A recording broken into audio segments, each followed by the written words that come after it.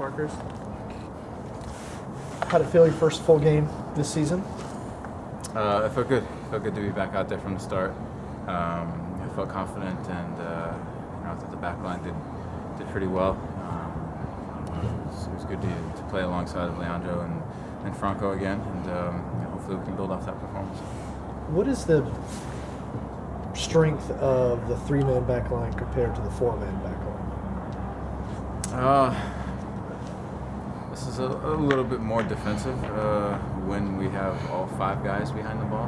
When the wing backs are in the back of their wingers, it provides us a little extra defensive cover. It allows one of the center backs to step out whenever necessary to attack the mid or a second forward or whoever's open on their team.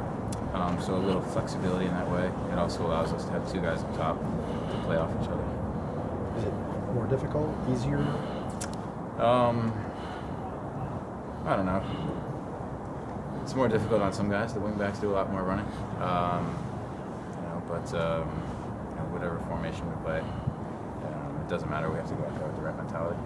Now, Vancouver last year, probably not one of the team's better performances. 2 goals on set pieces. They're a tall team.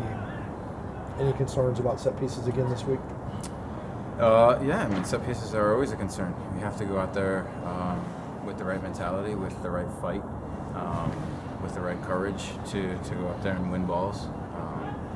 We don't want to give away many set pieces if we don't have to, so no unnecessary fouls, no unnecessary corner kicks. And when they do happen, we have to man up and challenge and do our best and make sure that we help each other out. Because they're going to be good on set pieces again. They've added Kamara, who's one of the best aerial players in the league, so it'll be a challenge. Is it a shocking difference between playing a 3-5-2 and your typical formation that y'all play? Or is it just subtle? There's differences. There's different responsibilities. We worked on it a couple times in preseason. We worked on it the week leading up to the game. But it's definitely something that I think the more we play it, the more we train it, the better things will be. The better guys will know where to go when. Just little things throughout the game that come up that don't come up when you're in the 4-3-3. But it's nice to be able to interchange in between formations if we have to going forward.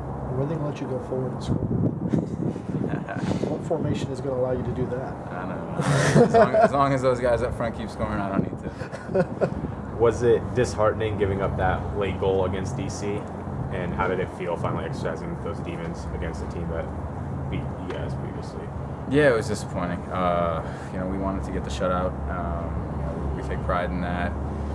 If it had been like a really well-crafted goal, we'd tip our hat. But it's just one of those goals that you tend to give up against DC.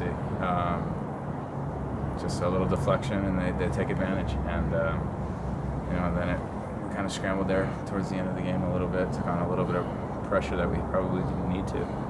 So we need to do a little bit better job of closing out games. But definitely felt good to get the win. It was an awesome crowd. We put in a good performance in front of them, so we're happy about that.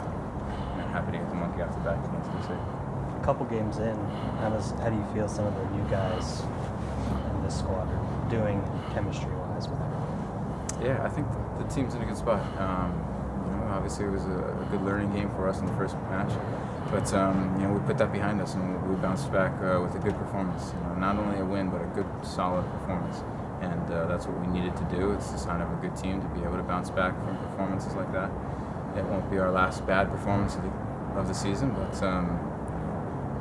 hopefully we don't have any performances where it's so bad that we get beat like that. But the new guys have integrated well. They know what this league is about now. They understand there's no easy games, and that you have to be prepared for every weekend. And that's our job to make sure that they know that here on out. Did you feel like there was a bit of a learning curve for some of those guys coming in, like Escobar and Magny?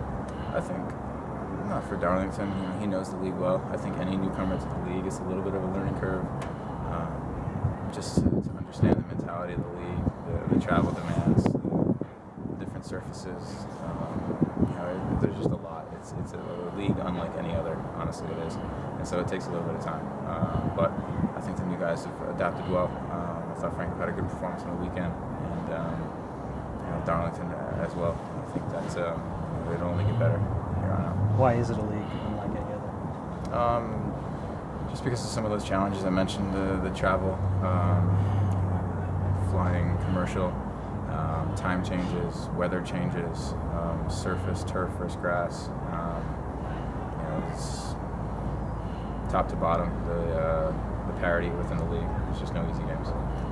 Who's in your Final Four and who's your national championship? I haven't filled out my bracket yet, but I did print them out today to make sure that we get some guys filling some out. So I do have to take a look at it. I'm a little disappointed. The Friars are playing. If they win the first game, they have to play UNC their second game, so that's disappointing. But I don't know.